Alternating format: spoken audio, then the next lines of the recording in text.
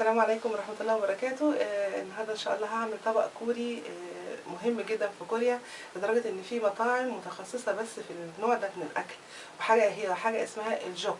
الجوك ده اللي هي بالعربي العصيدة، او الحاجة اللي قوامها زي الشوربة السميكة، زي الكشك في مصر، زي البشاميل كده، بيبقى قوامها سميك شوية وبتتاكل بالمعلقة. الجوك انواع كتيرة جدا، وهنعمل النهارده النوع اللي قريب قوي مننا او اللي كان اهالينا بيعملوه لنا زمان، تال باب جوك. تل اللي هي الفراخ، والباب الرز، والجوك اللي هي العصيده. فاحنا هنعمل عصيده الفراخ مع الرز ونشوف الكوريين بيعملوها ازاي. طبعا هنحتاج تل اللي هي الفراخ. انا هستعمل الصدر والورك، لكن اللي عايز يستعمل اي جزء منهم لوحده منفصل مش مشكله. هنعوز توم، كميه توم كبيره، يعني مثلا 15 16 توم، نص بصله كده صغيره، قطعه كوسه وقطعه جزر وبصل اخضر. الكوسه والجزر ممكن نستغنى عنهم ونعملها من غير خضروات. دي كوبايه رز منقوعه في الميه ساعتين. مهم قوي ان احنا ننقعها لمده ساعتين. ممكن مثلا الصبح نحطها في الميه ونحطها في التلاجة، لما نرجع من الشغل ان احنا نعملها لو حد مشغول ولا حاجه ومش فاضي. ده فلفل حبوب، انا هستعمل فلفل حبوب عشان اعرف اشيله من الشوربه، لكن لو مش موجود مش مشكله، يعني ممكن ان احنا ما نستعملهوش. وطبعا ملح وفلفل اسود، والميه اللي هنسلق فيها الفراخ ونعمل فيها الجوك كله. اول حاجه بسم الله الرحمن الرحيم، حله فاضيه هنحط فيها الفراخ،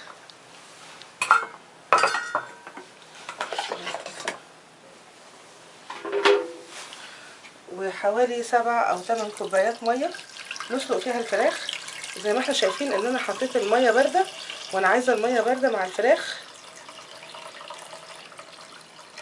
علشان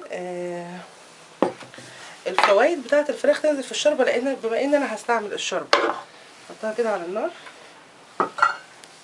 ونحط معاها قطعه البصل اللي احنا عملناها، واخد الجزء الابيض من البصل الاخضر واحطه معاها يزود لي في التنكيك، وحوالي معلقه صغيره فلفل اسود حبوب، وحوالي 10 فصوص توم، مثلا 12 فص لو صغير، يعني نشبعها توم، لان الطبق ده صحي جدا ومفيد جدا.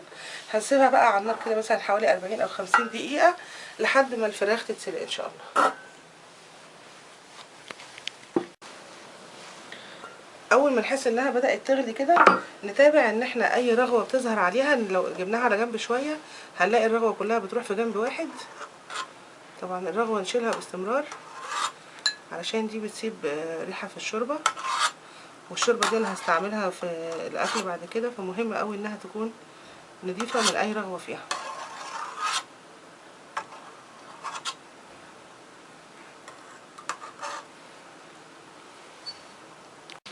في الوقت بقى اللي الفراخ بتتسلق فيه، البصل الاخضر انا هستعمله في الاخر خالص، نقطعه كده لحمه صغير،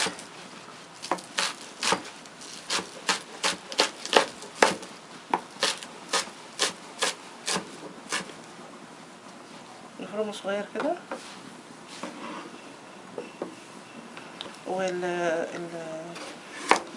والجزر برضو نقطعه كده شرايح رفيعه الاول، بعدين نرجع نقطعها بالعرض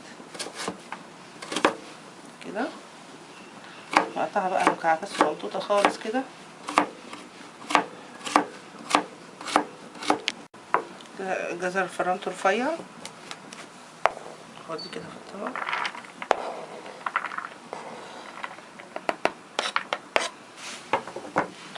وبرده الكوسه هنعملها بنفس الطريقه، نعملها الاول شرايح،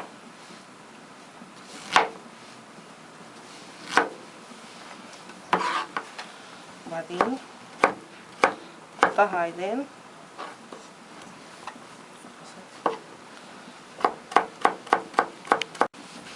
نحطها برضو هنا الكوسه عشان نرفع القيمه الغذائيه بتاعتها، ونسيبها بقى لحد الفراخ ما تستوي. كده بعد حوالي 50 دقيقه الفراخ استوت حلوه قوي. نحاول بقى ان احنا نطلع الفراخ،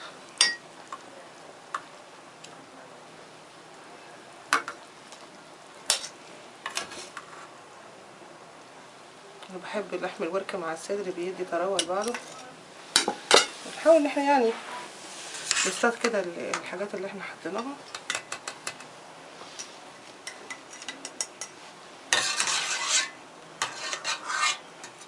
الثوم مفيد طبعا وهرجعه، مش هسيبه، مش هتنازل عنه كده.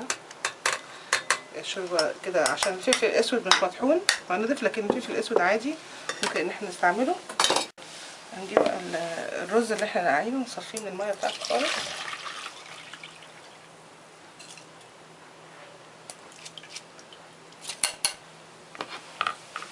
ونحطها. بسم الله الرحمن الرحيم.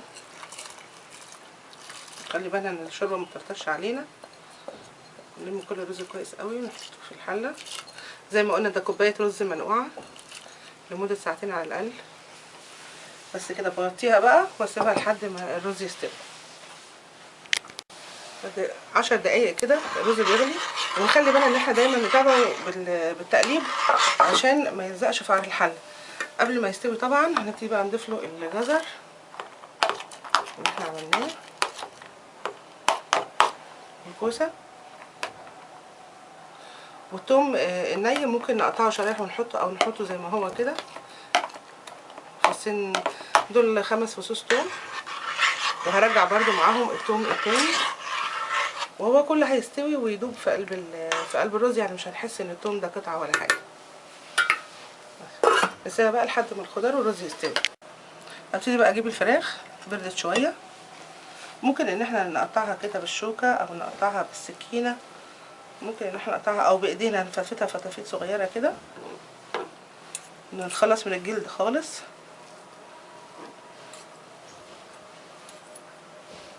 كده بعد ما قطعت ده لحم الصدر وده لحم الورك. انا مش هستعمل كله لان ده كتير شويه. نرجعه بقى مع الرز والخضار اللي بيستوي. ناخد جزء من ده وجزء من ده. ده الثوم اللي كان مسلوق معايا نضفته من البصل والفلفل الاسود.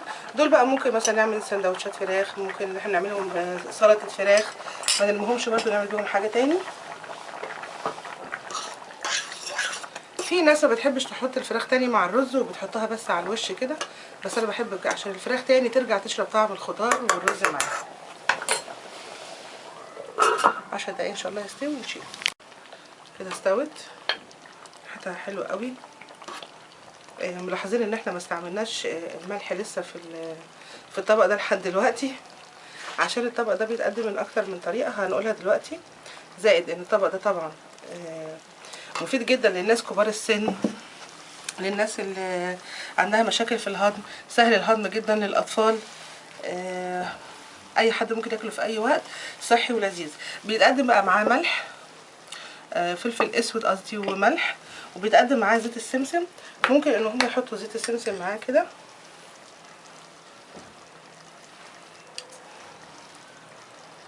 يتقلب كله. ويبتدي بقى اللي عاوز ياكل يحط ملح او فلفل اسود بالكميه اللي هو بيحبها وبيفضلها. طبق صحي لذيذ خفيف سريع. يا رب يعجبكم. انا غادة ياسين، السلام عليكم ورحمه الله وبركاته.